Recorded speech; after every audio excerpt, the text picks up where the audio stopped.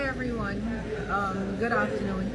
Today I saw a post by someone called Matthew Gall, and I'm grateful for his interest in education because of his analytical interest in education. There are a lot of people talking, not a lot of people who spend the time to even learn the figures or let alone try to determine and analyze what might be profitable. So I'm glad he's interested and we encourage that interest. I also had the opportunity to hear Director Finance MP opposition speak. And a lot of noise was made about matriculation rate in Guyana. So let's talk about that a little bit. The kids who wrote CXC in 2023 or 2024 were children who were out of school for about 2 years during COVID. Their first and second form years, maybe even a little bit of third form.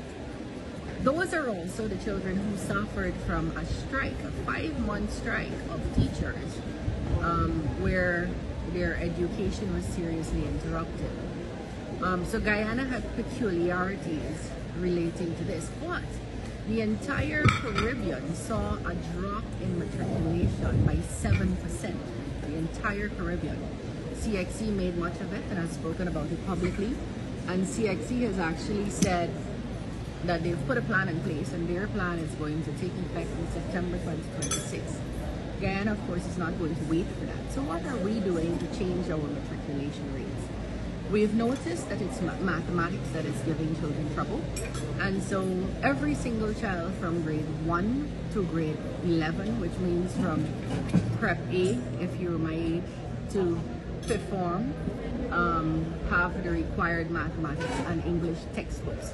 Every single child in 4th and 5th form have scientific calculators, geometry sets, graph books, past papers organized by topic, and math teachers. We have also hired math monitors to go and monitor the teachers, because so often we have teachers, but then they're not teaching accurately, they're not finishing the syllabus, they might like a particular area, they might dislike another area, and you see that in the children's results.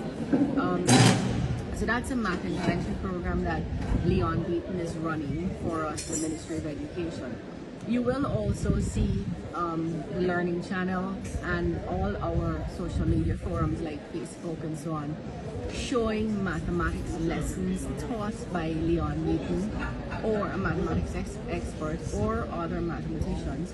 And if you were to follow those and do them, so if parents could get their children doing those, then your results will be very different. Additionally, we've gone school to school, and we're talking to parents about their role in this, because as you know, this whole thing is a partnership. It's not going to be Ministry of Education alone, or the school alone, or the math teachers or the monitors.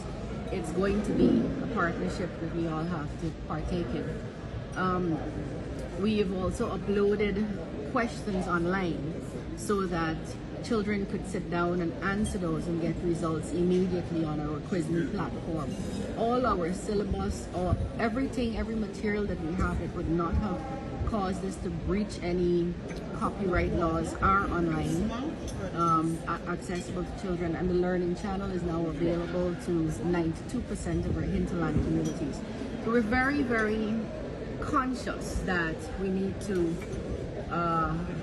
change out our matriculation rates, which stood at I think when I wrote in 92 it was 19%. So let's not talk about where we came from.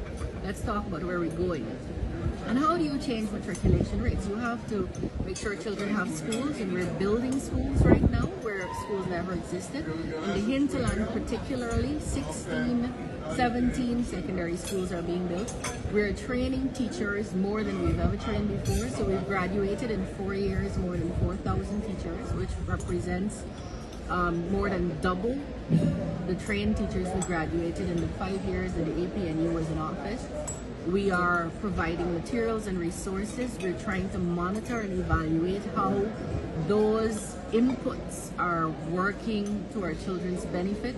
And of course, we have to work with the external exam, with the people we get examined by, which is CXC, and raise with them some of the issues that might be affecting not only Guyana's children, but the Caribbean children. So I wanted you to know that it's easy to make noise about something that is not optimal. It's hard to come up with solutions, but we don't throw up our arms. We're happy to tell you what those solutions are, run them down, and make sure they're in the schools, make sure children are benefiting from them, all with a view to raising and changing the output, which would be children matriculating and graduating from high school in a way that makes them able to go to access tertiary education and be marketable and competitive in Guyana and the world. So I wanted you to know some of what we're doing.